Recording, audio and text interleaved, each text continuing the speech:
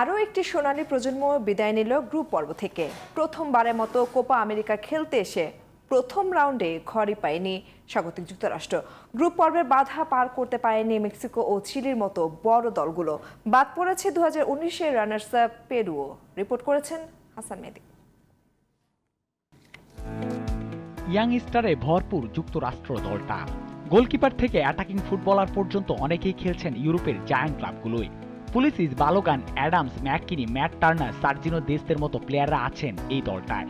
কিন্তু বিগ টুর্নামেন্টে কেমন যেন নিষ্প্রভ হয়ে পড়েন তারা। এবারই প্রথমবারের মতো কোপা আমেরিকায় খেলতে এসেছে যুক্তরাষ্ট্র। 3 ম্যাচে 2টিতে হেরেই বিদায় নিতে হয়েছে গ্রুপ পর্ব থেকেই। নিজ দেশে টুর্নামেন্ট গড়ানোর পরও কেন এই বেহাল দশা যুক্তরাষ্ট্রের সোনালী প্রজন্মটার, সেই প্রশ্ন হয়তো ঘুরপাক খাচ্ছে অনেকের মাথায়। কোচের ট্যাকটিক্সের সাথে ফুটবলারদের মানিয়ে উঠতে না পারাই ব্যর্থতার অন্যতম কারণ। সাথে ইনজুরি আর টিম পারফরম্যান্সে ঘাটতির সমস্যা তো ছিলই। কিছুদিন আগে ব্রাজিলকে রুখে দেওয়া যুক্তরাষ্ট্র গ্রুপ পর্ব থেকেই ঝরে যাবে তা হয়তো ভাবেননি কেউই। ভেঙে পড়েছে মেক্সিকোর এই নতুন প্রজন্মটাও। ইকুয়েডরের সাথে গোল পার্থক্যে বিদায় নিতে হয়েছে কোপার প্রথম রাউন্ড থেকেই।